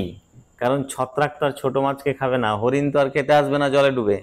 প্ল্যাংটন তো মাছ খায় নাকি প্ল্যাংটন মাছকে খাবে? কখনোই না, বড় মাছ। একদম পাতি প্রশ্ন, তাই না? তারপর দেখো, আলফ্রেড ওয়েগনার মহিষঞ্চরণ মতবাদ জার্মান ভাষায় প্রকাশ করেন কত সালে? আমরা জানি যে আলফ্রেড ওয়েগনারের যে মহিষঞ্চরণ মতবাদটা সেটা প্রকাশিত হয়েছিল 1912 সালে, তাই না? আর এই 1912 সালের মহিষঞ্চরণ মতবাদটি জার্মান ভাষায় প্রকাশিত হয়েছিল 1915 সালে। তাহলে সঠিক অ্যান্সার এ, 1915 সালে। এরপর দেখো 8 নম্বরের প্রশ্নটা, ডান স্তম্ভ বাম স্তম্ভ মিলাও। তাহলে মিলিয়ে নাও। দেখো প্রথমে রয়েছে উপহ্রদ। আমরা জানি যে এগুলোর মধ্যে কোনটা উপহ্রদ? মিনিকয়, রিয়া, চিল্কা, গ্রেট ব্যারিয়ার। অবশ্যই চিল্কা, ভারতের বৃহত্তম উপহ্রদ এটা চিল্কা। তাহলে এটা চিল্কা চলে গেল। প্রবাল প্রাচীর, পৃথিবীর দীর্ঘতম প্রবাল প্রাচীর অস্ট্রেলিয়ার উত্তর পূর্ব উপকূলে রয়েছে, তাই না? Great Barrier Reef. তাহলে প্রবাল প্রাচীর হলো গ্রেট ব্যারিয়ার রিফ। প্রবাল দ্বীপ, আমরা জানি যে লাক্ষাদ্বীপ এবং লাক্ষাদ্বীপের যে দ্বীপগুলো রয়েছে, মিনিকয় বলো বা দমন দ্বীপই বলো, সবকটাই কিন্তু প্রবাল দ্বীপ। তাহলে এই যে প্রবাল দ্বীপ হলো মিনিকয় দ্বীপপুঞ্জ। আর নিমজ্জিত উপকূল, এক ধরনের নিমজ্জিত উপকূল রিয়া উপকূল, যদিও এটা নদী উপত্যকার নিমজ্জনের ফলে তৈরি হয়, তাই না? হিমবাহ উপত্যকা নিমজ্জিত হলে কিন্তু ফিওর্ড উপকূলের তৈরি হতো। তাহলে এখানে দেখো অপশন মিলিয়ে নিয়েছি। একেরটার সঙ্গে যাচ্ছে সি, একের সি, দুইয়ের সঙ্গে যাচ্ছে ডি, তিনের সঙ্গে যাচ্ছে এ, আর চারের সঙ্গে যাচ্ছে বি। তাহলে দেখো এই অপশনটা মিলে গেল, প্রথম অপশনটা কিন্তু মিলে গেল। তাহলে দেখো আমি কিন্তু তোমাদের সঙ্গে সঙ্গে করছি, দেখো আমি মিলিয়ে নিলাম, তারপর অপশনে দিয়ে গেলাম, অপশন এইটার সঙ্গে মিলে গেল। একের সি, একেরটার সঙ্গে মিলেছে কি? সি এ। দুয়ের ডি এর সঙ্গে মিলেছে, আর তিনেরটা এ এর সঙ্গে গিয়ে মিললো, আর চারেরটা গিয়ে মিললো বি এর সঙ্গে, তাই না? তাহলে সঠিক অ্যান্সার এ। তারপর চলে এসো, মেঘের শ্রেণী বিভাগ দেওয়া আছে, কিউমুলোনিম্বাস, সিরাস, কিউমুলাস, নিম্বোস্ট্রাটাস। বলছে কোন মেঘ পরিষ্কার আবহাওয়াকে নির্দেশ করে? পরিষ্কার আবহাওয়াকে নির্দেশ করে কোন মেঘ? দেখো কিউমুলোনিম্বাস তো নয়, সব থেকে বেশি বৃষ্টিপাত হয়ে থাকে। কিউমুলোনিম্বাস গোত্রেরই হচ্ছে কিউমুলাস আর নিম্বোস্ট্রাটাস। তাহলে অপশন বি অ্যান্সার সঠিক, সিরাস। সিরাস মেঘ পরিষ্কার আবহাওয়াকে নির্দেশ করে। নেক্সট, যে পদার্থের শতকরা সর্বাধিক উপস্থিতির পরিমাণের দ্বারা সমুদ্র জলের লবণতা নির্ণয় করা হয়। তাহলে কোন পদার্থের শতকরা উপস্থিতির পরিমাণের ভিত্তিতে সমুদ্র জলের লবণতা নির্ণয় করা হয়? অপশন হবে ক্লোরাইড। অর্থাৎ কোন সমুদ্রের জলে কতটা পরিমাণে ক্লোরাইড রয়েছে তার ভিত্তিতে কিন্তু কি করা হয়? লবণতা নির্ণয় করা হয়। নেক্সট, চুন জাতীয় সিন্ধুকর্দের উদাহরণ। দেখো চুন জাতীয় সিন্ধুকর্দ রয়েছে টেরোপড আর গ্লোবোজারিনা, তাই না? আর সিলিকা সমৃদ্ধ ডায়াটম আর রেডিওল্যারিয়ান। তাহলে এখানে ডায়াটম, রেডিওল্যারিয়ান এগুলো কিন্তু সিলিকা সমৃদ্ধ, আর চুন জাতীয় বললাম গ্লোবোজারিনা আর টেরোপড। তাহলে এখানে টেরোপড অপশন আছে, সঠিক অ্যান্সার বি, টেরোপড। ক্লিয়ার? তারপরেরটা হলো 12 নম্বরের প্রশ্ন। দেখো, বাস্তুতন্ত্র বা ইকোসিস্টেম শব্দটি প্রথম কে ব্যবহার করেছিলেন? এটা কিন্তু গুলিয়ে যায়, একটা ইকোসিস্টেম আর একটা ইকোলজি। তো ইকোসিস্টেম শব্দটি প্রথম ব্যবহার করেছিলেন, দেখো ট আছে না সিস্টেমের ট, তার মানে ট্যান্সলে। কে? ট্যান্সলে ব্যবহার করেছিলেন। যদি বলতো যে ইকোলজি, তাহলে সেটা কিন্তু আর্নেস্ট হেকেল হতো। ঠিক আছে? তাহলে এখানে সঠিক অ্যান্সার হলো ট্যান্সলে। এরপর চলে এসো 13 নম্বরের প্রশ্ন, ওয়েগনার পেলিওজোইক যুগের শেষে মহাদেশ সম্মিলিত একক ভূখণ্ডের নাম দেন। খুবই সহজ, প্যানজিয়া, তাই না? একক ভূখণ্ডের কথা কি বলেছিলেন? প্যানজিয়া। নেক্সট দেখো 14 নম্বর প্রশ্নটা দেখো, যে মাটির ধ্বংসাবশেষের দ্রুত ঘূর্ণীয়মান বা পিছলে পড়া ভরের পশ্চাৎমুখী ঘূর্ণয়ন ছাড়াই নেমে আসা যে নামে পরিচিত।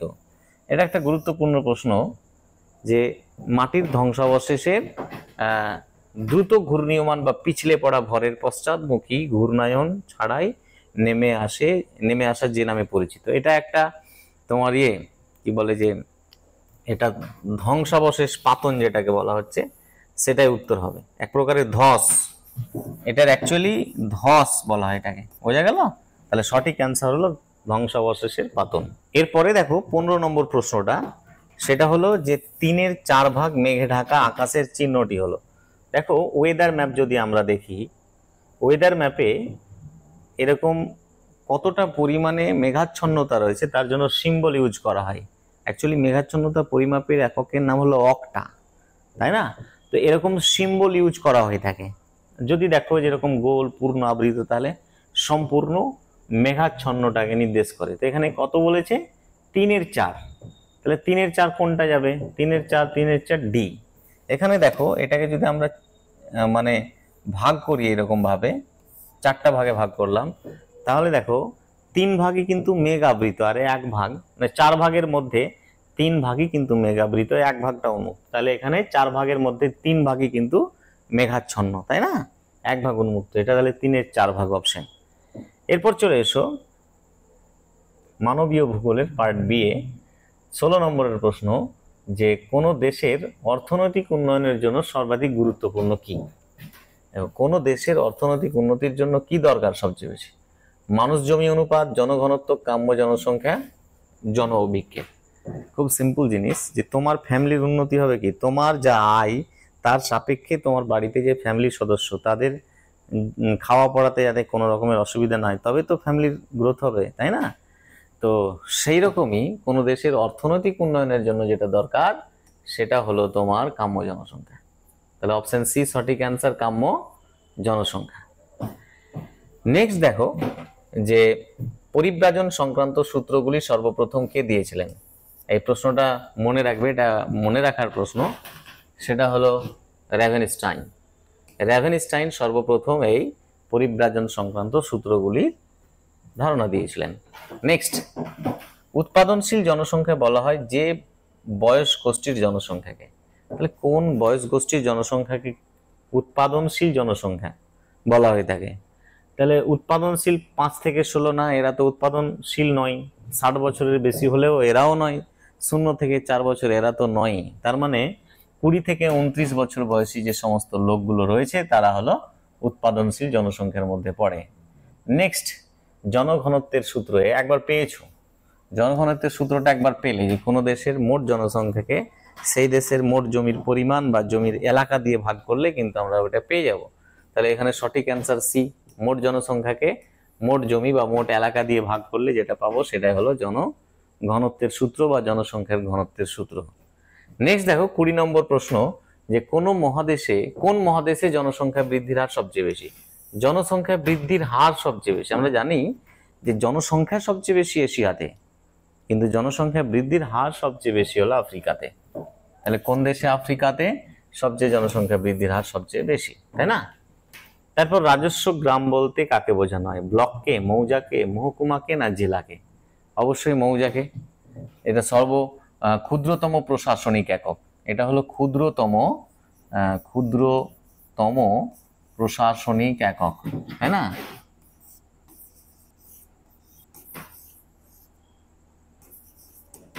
ক্ষুদ্রতম প্রশাসনিক একক। তাহলে মৌজা, রাজস্ব গ্রাম বলতে বোঝানো হয় এখান থেকে রাজস্ব আদায় হয়তো কর, ট্যাক্স, তাই না? মৌজাকে বলা হয়, তাই না? নেক্সট, এরপর এলো মেগালোপলিস শব্দটি প্রথম কে ব্যবহার করেন? মনে রাখবে, গটম্যান এই মেগালোপলিস শব্দটি প্রথম ব্যবহার করেছিলেন। জার্মানিতে শহর যে নামে পরিচিত, গুরুত্বপূর্ণ প্রশ্ন কিন্তু। দেখো শহরগুলো কোথায় কি নামে পরিচিত এটা কিন্তু ভালো করে মনে রাখবে। জার্মানিতে কি নামে পরিচিত? অবশ্যই জার্মানিতে সেটা স্ট্যাড নামে পরিচিত বা স্টেট যেটাকে বলা হয়। আর টাউন যেটা রয়েছে সেটা কিন্তু ইংল্যান্ড। এই টাউনটা কোথায়? ইংল্যান্ডে। টাউনটা হলো তোমার ইংল্যান্ডের টাউন বলা হয় ইংল্যান্ড। তাহলে জার্মানিতে স্ট্যাড হয়ে গেল। সিটি আমাদের ভারতে, আমাদের ইন্ডিয়াতে কি সিটি নামে পরিচিত ইন্ডিয়াতে। আর এই যে স্ট্যাডেন, এটা কিন্তু সুইডেন।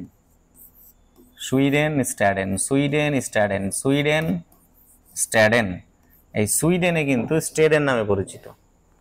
তাহলে জার্মানিতে শহর কি নামে পরিচিত? স্ট্যাড নামে পরিচিত। ঠিক আছে, এটা মনে রাখবে কিন্তু পরীক্ষাতে আসার মতো খুবই ইম্পর্টেন্ট প্রশ্ন। নেক্সট, গ্রামের প্রশাসনিক পোশাকি নাম। গ্রামের পোশাকি নাম কি? মৌজা, হ্যামলেট, টোলা বা টুলি, আদমশুমারি। অবশ্যই মৌজা। গ্রামের পোশাকি নাম হলো মৌজা, তাই না? দেখবে ভোটার কার্ডে মৌজা উল্লেখ করা থাকে, কোন মৌজার অন্তর্গত কোন। তারপরে হলো তোমার নেক্রোপলিস। এই যে নেক্রোপলিস, এই কথাটির শব্দগত অর্থ মৃতের শহর। 100% সত্য। ভুতুড়ে শহর অর্থাৎ কোন একটা শহর ধরো তার মানে পর্যায়ের সর্বোচ্চ পর্যায়ে পৌঁছে গেছে, তো কিন্তু কোনো একটা ঘটনা বা প্রাকৃতিক দুর্যোগ বা অন্য কোনো ঘটনা যখন মানে ওই শহরটাকে পুরো নষ্ট করে দেয়, শহর থাকে কিন্তু কোনো মানুষ থাকে না, ওটাকে নেক্রোপলিস বলা হয়, যেটাকে মৃতের শহর। হরপ্পা, মহেঞ্জোদারো, সিন্ধু সভ্যতার এগুলো কিন্তু তোমার এখন নেক্রোপলিসে পরিণত হয়েছে। তাহলে এটা 100% সত্য, অপশন এ সঠিক অ্যান্সার। নেক্সট, ভারতের জনগণের প্রত্যাশিত আয়ুষ্কাল।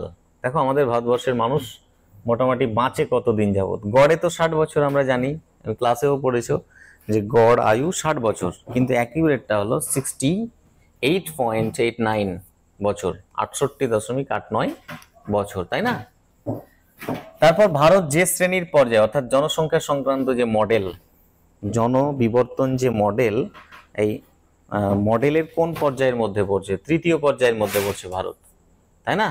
নিচের কোন অর্থটি ফার্টিগেশন থেকে নির্দেশ করে? ফার্টিগেশন জিনিসটা কি, কাকে নির্দেশ করে মনে রাখবে যে এটি একটি পুরাতন জলসেচ পদ্ধতি না পাইপের মধ্য দিয়ে সার ও জল প্রেরণ।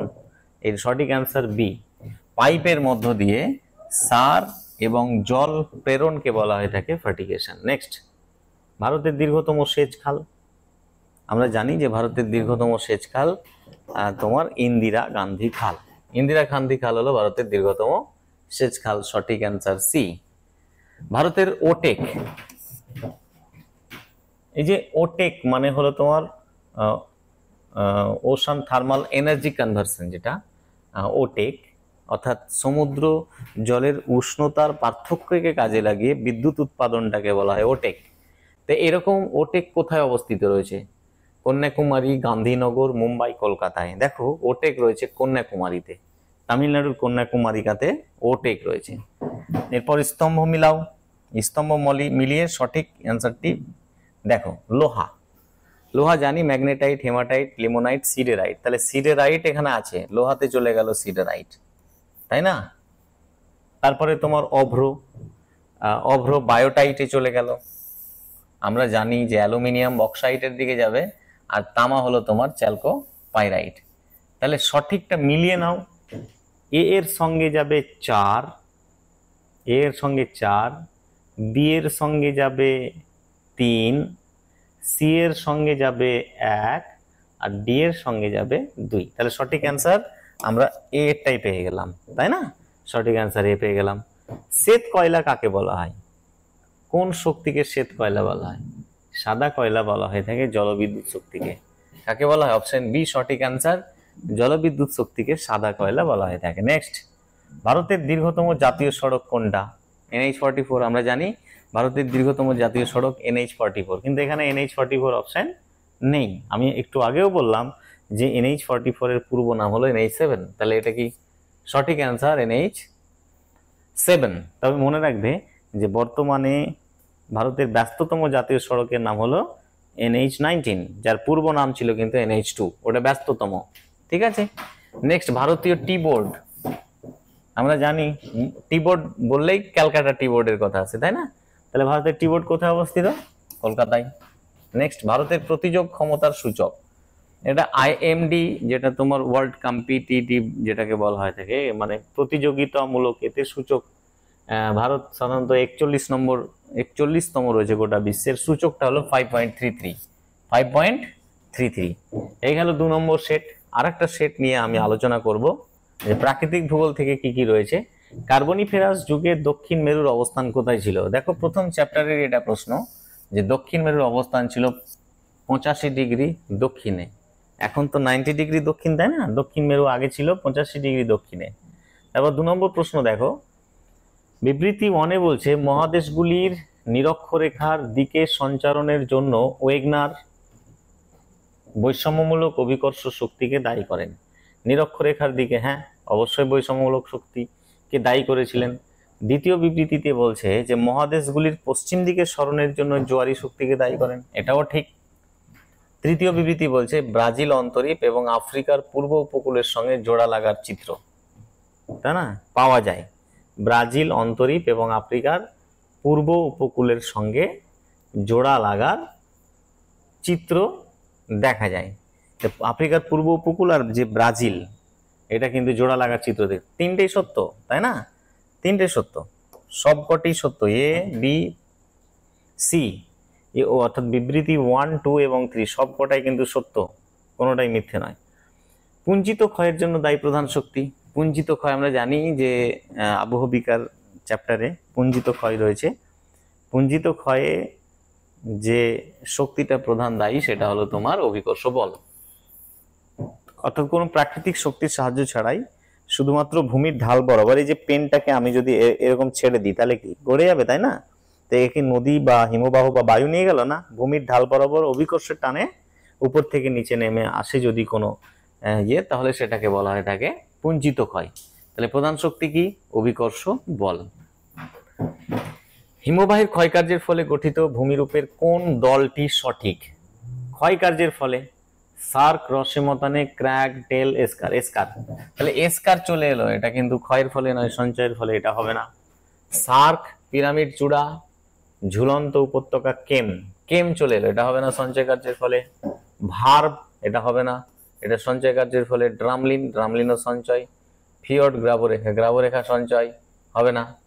শেষে পড়ে থাকলো কোরি, এরিটি, ঝুলন্ত উপত্যকা, রসেমতানে, রসেমতানে, এইটা অ্যান্সার, সঠিক অ্যান্সার হলো ডি, তাই না, সার্ক বা কোরি, এরিটি, ঝুলন্ত উপত্যকা এবং রসেমতানে হিমবাহের ক্ষয়কার্যের ফলে সৃষ্ট দল। নেক্সট, ডিম ভর্তি ঝুড়ির ভূমিরূপ কাকে বলা হয়? এটা হিমবাহের সঞ্চয় কার্যের ফলে সৃষ্ট একটা ভূমিরূপ। বাস্কেট অফ এগ টপোগ্রাফি বলা হয় একে ইংলিশে, তাই না, বাস্কেট অফ এগ, তাহলে এটা ইংলিশেও দিতে পারতো যে বাস্কেট অফ এগ টপোগ্রাফি কাকে বলা হয়? ড্রামলিনকে বলা হয়। কি বলা হয়? ড্রামলিনকে বলা হয়। দেখতে এরকম আধখানা চামচের মতো বা উল্টোনো নৌকা বা তোমার আধখানা ডিমের মতো, তাই না। এরপরে দেখো যে বাম পক্ষ এবং ডান পক্ষ মিলিয়ে আমরা সঠিক অ্যান্সারটা নেব কি কি, তাই না। প্রথমে দেখে নাও যে বিশ্বের গভীরতম গুহা, আমরা জানি বিশ্বের গভীরতম গুহার নাম হলো গুফরে বার্জার। বিশ্বের বৃহত্তম স্ট্যালাগমাইট, এটা হলো তোমার ভিয়েতনামের সন ডুং গুহা। আর গুহা স্তম্ভ আমরা জানি যে স্ট্যালাকটাইট এবং স্ট্যালাগমাইট একটা অপরটার সঙ্গে যুক্ত হয়ে গিয়ে কি তৈরি করে? স্তম্ভ বা পিলার তৈরি করে। এটা সঠিক অ্যান্সার ওইটা। আর একটা হলো পৃথিবীর সর্বাধিক দৈর্ঘ্যের স্ট্যালাকটাইট কোনটা? লেবাননের জেইতা প্রোটো। তাহলে সঠিক অ্যান্সারটা দেখো কি, একেরটার সঙ্গে যাচ্ছে একেবারে চারেরটা, তাহলে এখানে একেরটার সঙ্গে 4 গেল, দুয়েরটার সঙ্গে যাবে 3, ঠিক আছে, সিয়েরটার সঙ্গে যাবে, সিয়েরটার সঙ্গে যাচ্ছে 1, সিয়েরটার সঙ্গে 1, আর ডি এরটার সঙ্গে যাচ্ছে 2। তাহলে সঠিক অ্যান্সার কোনটা হলো? সি, এটা সঠিক অ্যান্সার। বুঝতে পেরেছ? আচ্ছা, এরপরে চলেছো যে কাস্ট অঞ্চলে ভূপৃষ্ঠে ক্রমাগত দ্রবীভবন এবং অভ্যন্তরে সৃষ্ট গুহার প্রভাবে ধ্বংসের কারণে ভূপৃষ্ঠে গোলাকৃতি বা বাটির নেই, অবনমিত, এই যে অবনমিত এবং গহ্বর বা গর্তের নেই যে ভূমিরূপের সৃষ্টি হয়। তাহলে সিঙ্কহোল, তারপরে সোয়ালহোল, তারপরে ডোলাইন, অবনমিত হয়ে যে গর্তটা সৃষ্টি হয় কি নাম? ডোলাইন। তাহলে সঠিক অ্যান্সার কি? ডোলাইন, তাই না। আচ্ছা, নেক্সট দেখো কোনটি ঘনীভবনের রূপভেদ নয়? শিশির, কুয়াশা, মেঘ, স্লিট। শিশির, কুয়াশা, মেঘ এগুলো কিন্তু ঘনীভূত হয়ে, জলীয় বাষ্প ঘনীভূত হয়ে তৈরি হয়। আর স্লিটটা এক ধরনের বৃষ্টি, তাই না। তাহলে স্লিট এখানে সঠিক অ্যান্সার হয়ে গেল স্লিট, 4 নম্বর। ওয়াই চিহ্নিত স্থানকে কি বলা হয়? দেখো এটা কিন্তু একটা শৈলক্ষেপ বৃষ্টিপাতের ছবি দেওয়া হয়, যে শৈলক্ষেপ বৃষ্টিপাত, শৈলক্ষেপ বৃষ্টি, এই ছবিটা কিন্তু বোঝা যাচ্ছে যে শৈলক্ষেপ বৃষ্টিপাত। এই যে জলীয় বাষ্পপূর্ণ বাতাস পাহাড়ের গায়ে ধাক্কা লেগে উপর লেগে বৃষ্টি হচ্ছে, তাহলে যে ঢালে বৃষ্টি হয় সেই ঢালটাকে বলা হয় থাকে প্রতিবাদ ঢাল। কি ঢাল বলা হয়? প্রতিবাদ। আর যে ঢালে বৃষ্টি হয় না সেটা যেহেতু এই ঢালের পেছনে রয়েছে, সেটার নাম হলো অনুবাদ ঢাল। অনু মানে হলো পশ্চাৎ, অনুবাদ ঢাল। তাহলে এখানে দেখো কোন অপশনটা যাচ্ছে, তাহলে প্রশ্ন উত্তর তোমরা পেয়ে গেলে আমার বলার সঙ্গে সঙ্গেই। প্রতিবাদ ঢাল না অনুবাদ ঢাল? তাহলে ওয়াই চিহ্নিত স্থানে, যে ওয়াই চিহ্নিত স্থান, ওয়াই কোন স্থানকে নির্দেশ করছে? অনুবাদ ঢালকে নির্দেশ করছে, তাই না? আর কি, বৃষ্টির ছায়াঞ্চল, বললাম যে বৃষ্টি হয় না, তাহলে এটাকেও নির্দেশ করছে। তাহলে সঠিক অ্যান্সার কি হয়ে গেল? ডি। বি এবং সি উভয়ই সঠিক। বুঝতে পেরেছো? তাহলে বি এবং ডি সঠিক অ্যান্সার হলো বি এবং সি। বি এবং সি, ডি অ্যান্সারটা হলো সঠিক অ্যান্সার। তারপরেরটা হলো 10 নম্বরের প্রশ্ন। মহাদেশের সন্নিকট থেকে গভীর সমুদ্রের তলদেশ পর্যন্ত ভূমিরূপগুলো ক্রমান্বয়ে সাজাও। একটা প্রশ্ন পেয়েছিলে, মহিষোপান, তারপরে মহিঢাল, মহিজাগান, গভীর সমুদ্রের সমভূমি। তাহলে এখানে কোনটা হবে? মহিষোপান, মহিঢাল, সাবমেরিন ক্যানিয়ন, সামুদ্রিক শৈলশিরা খাত, নাকি সাবমেরিন ক্যানিয়ন সমুদ্র খাত? না, প্রথমটাই সঠিক অ্যান্সার। মহিষোপান প্রথমে যেটাতে আছে সেটাই হবে মহিষোপান। প্রথমে কি? মহিষোপান, তারপরে মহিঢাল, তারপরে সাবমেরিন ক্যানিয়ন, তারপরে সামুদ্রিক শৈলশিরা আর সামুদ্রিক খাত। এটাই হলো সঠিক অ্যান্সার। নেক্সট দেখো, একই গভীরতায় ভারত মহাসাগর অপেক্ষা লোহিত সাগরের জলের উষ্ণতা বেশি হওয়ার কারণ কি? গভীরতা একই হওয়া সত্ত্বেও ভারত মহাসাগর অপেক্ষা লোহিত সাগরের জলের উষ্ণতা বেশি কেন? দেখো, এর প্রধান কারণ কিন্তু সমুদ্র স্রোত। তাহলে অপশন সি সঠিক অ্যান্সার। নেক্সট দেখো, 12 নম্বর প্রশ্ন। সমুদ্র জলের গড় লবণতা, এই যে 35-এর পরে এই যে সিম্বলটা দেওয়া আছে, এটা হলো সহস্রাংশ। এই সংকেতটাকে কি বলা হয়? থাকে সহস্রাংশ, এটাকে বলা হয় সহস্রাংশ। তাহলে দেখো, 35 সহস্রাংশ এর অর্থ হলো, সহস্রাংশ মানে 1000, তাহলে প্রতি 100 গ্রাম এটাও হবে না, প্রতি 100 গ্রাম এটাও হবে না, প্রতি 1000 গ্রাম, প্রতি 1000 গ্রাম সমুদ্র জলের 25 কেজি, এখানে 25 গ্রাম। তার মানে এখানে বোঝাতে প্রতি 1000 গ্রাম সমুদ্র জলে লবণতার পরিমাণ হলো 35 গ্রাম। এটা প্রতি 1000 গ্রাম সমুদ্র জলে লবণতার পরিমাণ হলো 35 গ্রাম। ঠিক আছে, এটা হলো সহস্র শতাংশ। 13 নম্বরের প্রশ্নটা কি বলছে? নিচের কোন প্রকার সিন্ধুকদ সামুদ্রিক উদ্ভিদ থেকে নির্গত? সামুদ্রিক উদ্ভিদ থেকে নির্গত সিন্ধুকদটির নাম হলো ডায়াটম সিন্ধুকদ, যেটা বি সঠিক অ্যান্সার। এরপর দেখো 14 নম্বর প্রশ্নটা, জীবমণ্ডল হলো বাস্তুতন্ত্রের বৃহত্তম একক। ঠিক ঠিক আছে, জীবমণ্ডল হলো অসংখ্য বায়োমের সমন্বয়। চলো ঠিক আছে, জীবমণ্ডলের গড় বিস্তার 30 না, গড় বিস্তার 30 নয়। জীবমণ্ডল হলো আবদ্ধ প্রণালী, মোটেও নয়। জীবমণ্ডল হলো উন্মুক্ত প্রণালী। তাহলে এখানে কি হবে? 1, 2 সঠিক, 3, 4 ভুল। অপশনে দেখতে পাচ্ছ 1, 2 সঠিক, 3, 4 ভুল। তাহলে সঠিক অ্যান্সার অপশন এ। নেক্সট চলে এসো, পচনশীল জৈব বস্তুকে কর্করভুক্ত, তাকে খাচ্ছে ছোট মাছ, তাকে খাচ্ছে বড় মাছ। এই খাদ্য শৃঙ্খলের উদাহরণটি কোন প্রকার খাদ্য শৃঙ্খলের উদাহরণ? চারণ ভিত্তিক না, পরজীবী হবে না, শিকারী না, হবে না, জৈব অবশেষ ভোজী বা ডেট্রিটাস। ডেট্রিটাস বা জৈব অবশেষ ভোগী। পচনশীল বস্তুকে কারা খায়? ডেট্রিভোররা খায় না, তাই ডেট্রিটাসকে কারা খায়? ডেট্রিভোররা। তাহলে এখানে ডেট্রিটাস খাদ্য শৃঙ্খল এটাকে বলা হয়। নেক্সট দেখো, মানবীয় ভূগোল থেকে কোনটি জনসংখ্যা পরিবর্তনের নির্ধারক নয়? জনসংখ্যা পরিবর্তনে জন্মহার অবশ্যই, মৃত্যুহারও, পরিব্রাজনও, ভূপ্রকৃতি। তাহলে অপশন ডি সঠিক অ্যান্সার। ভূপ্রকৃতি জনবিবর্তনের ক্ষেত্রে কোনো গুরুত্বপূর্ণ ভূমিকা পালন করে না। নেক্সট, আমেরিকা যুক্তরাষ্ট্রের ডেট্রয়েড কি? দেখো, ডেট্রয়েড পৃথিবীর বৃহত্তম মোটর গাড়ি নির্মাণ শিল্প কেন্দ্রের নাম, যেটা আমেরিকা যুক্তরাষ্ট্রে রয়েছে। ভারতের ডেট্রয়েড যেমন চেন্নাইকে বলা হয়। তাহলে অপশন পেয়ে গেছো, সি সঠিক অ্যান্সার, মোটর গাড়ি নির্মাণ শিল্পভিত্তিক শহর। তারপর ভারতের সবুজ বিপ্লবের ফলে কোন ধরনের পরিব্রাজন ঘটেছিল? দেখো, ভারতে যখন সবুজ বিপ্লব এলো তখন গ্রামের মানুষ কিন্তু শহরের দিকে গিয়েছিল বেশি। কর্মসংস্থানের কৃষি ভিত্তিক যে শিল্পগুলো গড়ে উঠেছিল, তার জন্য গ্রাম থেকে শহরের দিকে পরিব্রাজনটা বেশি হয়েছিল। তারপর জনসংখ্যা অনুসারে মহাদেশগুলো বেশি থেকে কম অনুসারে সাজাও। জনসংখ্যা কোন মহাদেশে সবচেয়ে বেশি? এশিয়া, আফ্রিকা, ইউরোপ, উত্তর আমেরিকা। তাহলে এশিয়া, আফ্রিকা, ইউরোপ, উত্তর আমেরিকা, এটা সঠিক অ্যান্সার সি।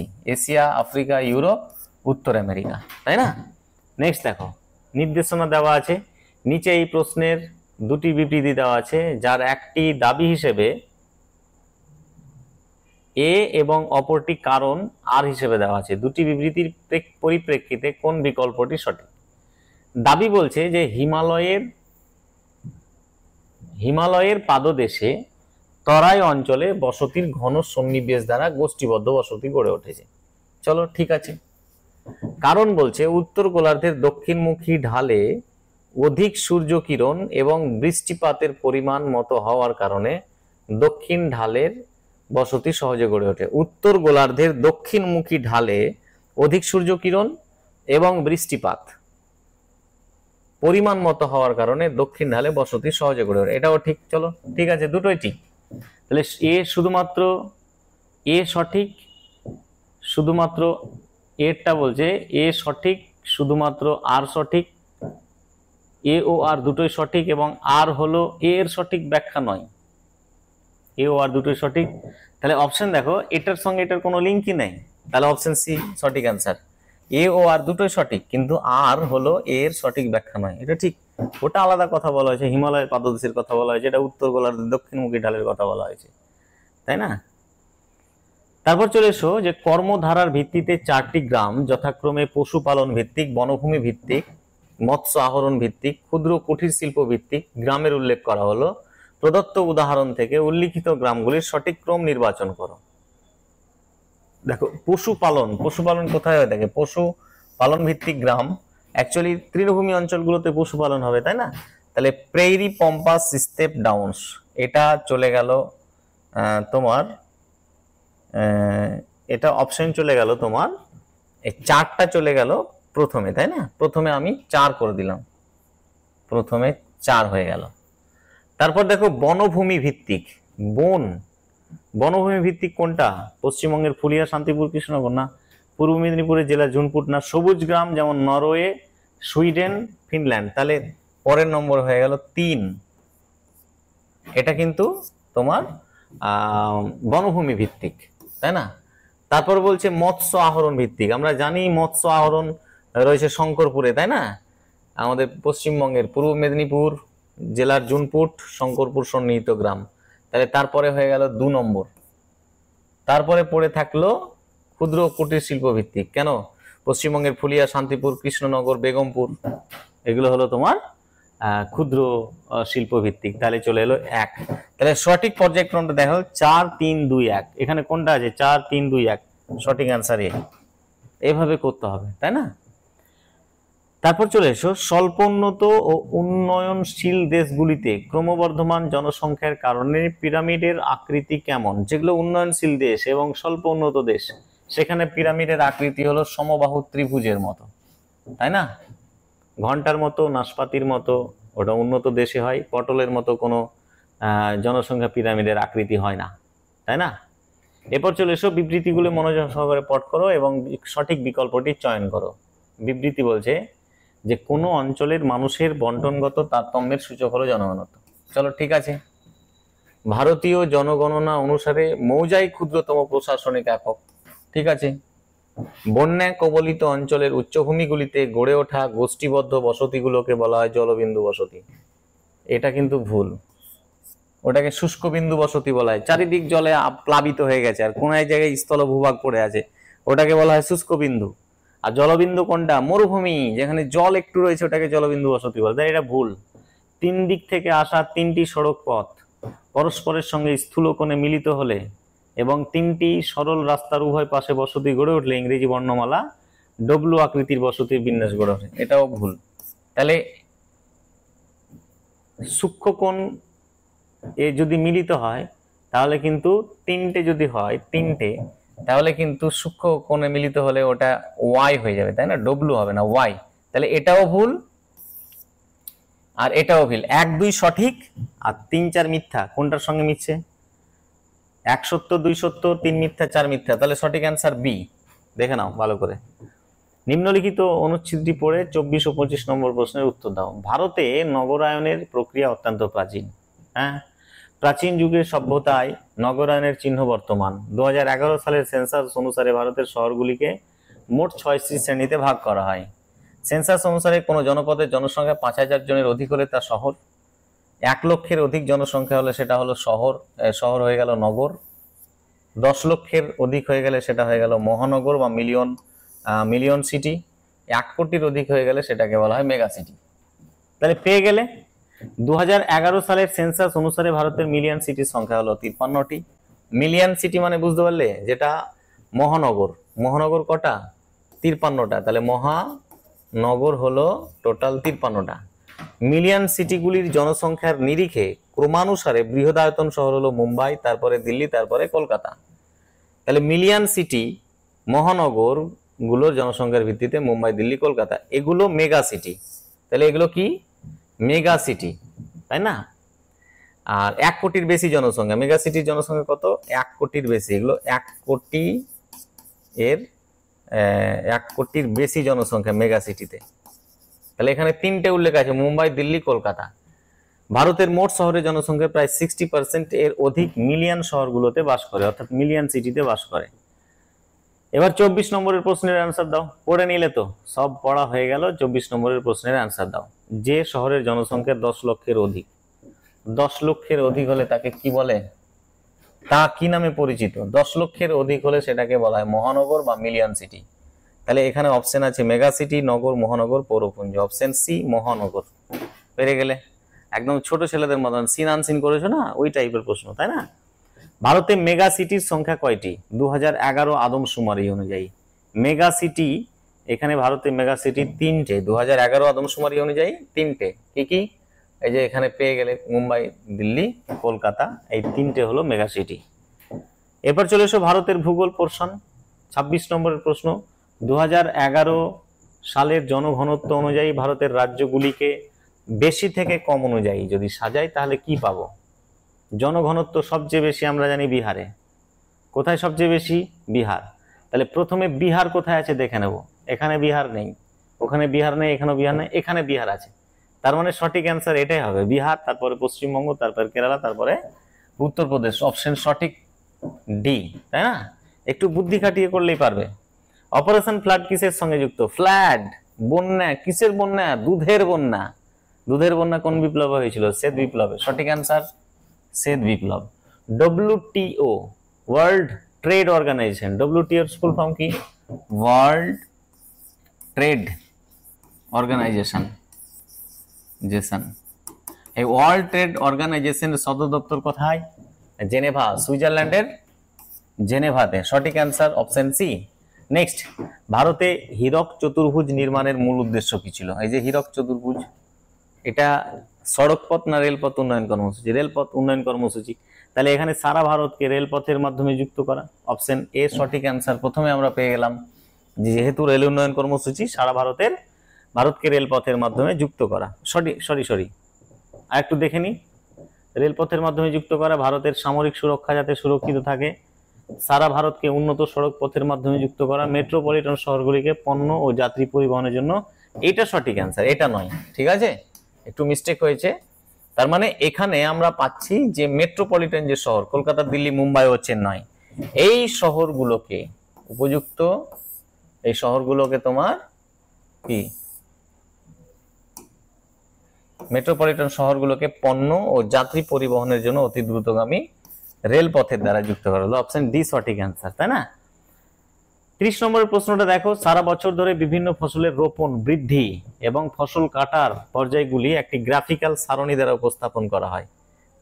আমি ক্লাস করেছিলাম তখন ক্রপ ক্যালেন্ডারের কথা বলেছিলাম, যেটা হলো ফসল ক্যালেন্ডার বা শস্য বর্ষপঞ্জি, তাই না?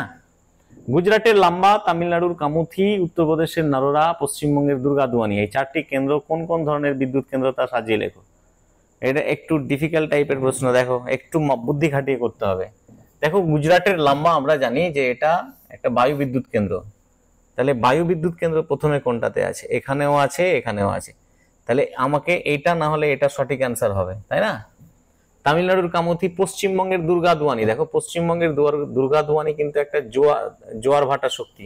তাহলে শেষে জোয়ার ভাটা এটাতে আছে, এখানে কিন্তু নেই। তার মানে এই অপশন এ এর দিকে যাচ্ছে। অপশন এটা অথবা এটা, তাহলে অপশন এ এর দিকে যাচ্ছে। দেখে নাও, গুজরাটের লাম্বা বায়ু বিদ্যুৎ কেন্দ্র, তামিলনাড়ুর কামুথি সৌর বিদ্যুৎ কেন্দ্র, উত্তরপ্রদেশের নারোরা পারমাণবিক বিদ্যুৎ কেন্দ্র এবং পশ্চিমবঙ্গের দুর্গাদুয়ানি জোয়ার ভাটা শক্তি কেন্দ্র। এরপরে দেখো আরেকটা প্রশ্ন রয়েছে, সেটা হলো 32 নম্বরের। মধ্যপ্রাচ্য থেকে ভারত তেল আমদানি করে এবং আকরিক লোহা জাপানে রপ্তানি করে। এখানে দেখা যাচ্ছে ভারতের সঙ্গে মধ্যপ্রাচ্য এবং জাপানের একটা বাণিজ্যিক সম্পর্ক রয়েছে। এটি কোন প্রকার বাণিজ্যকে নির্দেশ করছে? আমদানি বাণিজ্যকে, আভ্যন্তরীণ বাণিজ্যকে, রপ্তানি বাণিজ্যকে, আন্তর্জাতিক বাণিজ্যকে? অবশ্যই আমরা আমাদের দেশে জিনিসপত্র বাইরে পাঠাচ্ছি আর বাইরের জিনিসপত্র আমরা নিচ্ছি, এটাকে আন্তর্জাতিক বাণিজ্য বলা হয়। নেক্সট দেখো, বিবৃতি বলছে গাঙ্গেয় উপত্যকা অঞ্চলে পাট চাষ ভালো হয়। ঠিক আছে, গাঙ্গেয় উপত্যকা অঞ্চলে পাট চাষ খুব ভালো হয়। গাঙ্গেয় উপত্যকা অঞ্চলে পর্যাপ্ত বৃষ্টিপাতের জন্য পাট চাষ ভালো হয়, এটাও ঠিক। তাহলে বলছে যে বিবৃতি এ এবং আর ভুল, এ ঠিক আর ভুল, এ ভুল আর ঠিক, এ ও আর ঠিক এবং আর হলো এর সঠিক ব্যাখ্যা। তাহলে ডি অপশন সঠিক অ্যান্সার। প্রদত্ত ছবি থেকে 34 এবং 35 নম্বরের সঠিক উত্তরটি দাও। দেখো, মধ্য ও পূর্ব ভারতের একটি লৌহ আকরিক কেন্দ্রের নাম। মধ্য ও পূর্ব ভারত কোনটা? এটা মধ্য পূর্ব ভারতের বলছে একটি লৌহ আকরিক কেন্দ্রের নাম। মধ্য পূর্ব ভারতে কিন্তু লৌহ ইস্পাত শিল্প কেন্দ্রগুলো রয়েছে, তাই না? কি কি এখানে অপশন বলছে? নোয়ামন্ডি, সালেম, চিমাগো, চিকমাগালুর। তো লৌহ আকরিক পাওয়া যায় ঝাড়খণ্ডের নোয়ামন্ডিতে, তাই না? এই ঝাড়খণ্ডের নোয়ামন্ডি সঠিক অ্যান্সার, ঝাড়খণ্ডের নোয়ামন্ডি। সালেম তামিলনাড়ু, দক্ষিণ দিকে চলে গেল, এই যে তামিলনাড়ু সালেম, এটা হবে না। সিমাগো হবে না, এটাও তোমার দক্ষিণ ভারতে চলে গেল, তাই না? তারপর তোমার চিকমাগালুর কর্ণাটকের, এটাও হবে না, এগুলো সব দক্ষিণ ভারতের। এই যে নোয়ামন্ডি, এটাই শুধুমাত্র তোমার মধ্য ভারতে ঝাড়খণ্ডে রয়েছে, তাই না? তারপর চলে এসো, কুদ্রেমুখ লৌহ আকরিক খনিটি কোন রাজ্যে অবস্থিত? কুদ্রেমুখ, এই যে কুদ্রেমুখ, এইটা কুদ্রেমুখ। তাহলে কুদ্রেমুখ লৌহ আকরিকটি কোন রাজ্যে অবস্থিত? রাজ্যটার নাম কি? রাজ্যটা, এটা কেরালা, এটা হলো কর্ণাটক। তাহলে সঠিক অ্যান্সার কি? কর্ণাটক। এইভাবে ম্যাপ দেখেও তোমাকে করতে হতে পারে, তাই না? তাহলে আজকে এই পর্যন্ত আজকের ক্লাস। 34 আরেকটা রয়েছে, 34টা হলো, সরি 35টা হয়ে গেল। আচ্ছা, তাহলে তোমরা বুঝতে পারলে যে বিটিএ টেস্ট পেপারের 2025-26-এর 3টে সেট নিয়ে আমি আলোচনা করলাম। যেহেতু পরশুদিনই তোমরা পরীক্ষা দেবে, এই অতি অল্প সময়ের মধ্যে আর কিছু আলোচনা করার সময় পেলাম না। তোমরা এই প্রশ্নগুলো, এই ধাঁচের প্রশ্নগুলোর মধ্যে আশা করি আসবে, অত ঘাবড়ানোর কিছু নেই। কনফিডেন্ট থাকো, যেভাবে আমি আলোচনা করলাম ক্লাসটা যদি করে থাকো, তাহলে যে প্রশ্নগুলো ধরো ডিফিকাল্ট, সেগুলো অ্যান্সার করার চেষ্টা পারবে, আশা করি পারবে। একটু বুদ্ধি খাটিয়ে করবে, তাহলে হবে। আর যা কিছু ক্লাস করেছো সব ওর মধ্য থেকে আসবে, একটু ভয় পাওয়ার কোনো কারণই নেই। তো সবাই খুব সুন্দর করে পরীক্ষা দাও, আর পরীক্ষার শেষেই কিন্তু 4th সেমিস্টারের জন্য রেডি হয়ে যাও। এরপরেও কিন্তু তোমাকে আবার সেন্টারে গিয়ে পরীক্ষা দিতে হবে, এবং এটা কিন্তু আর এমসিকিউ বেস নয়, পুরো থিওরি বেস, যেখানে ভালো করে পড়তে হবে আর ক্লাসগুলো খুব ভালোভাবে করতে হবে, তাই না? তো সবাইকে অসংখ্য ধন্যবাদ জানিয়ে আজকের ক্লাসকে শেষ করছি। ধন্যবাদ।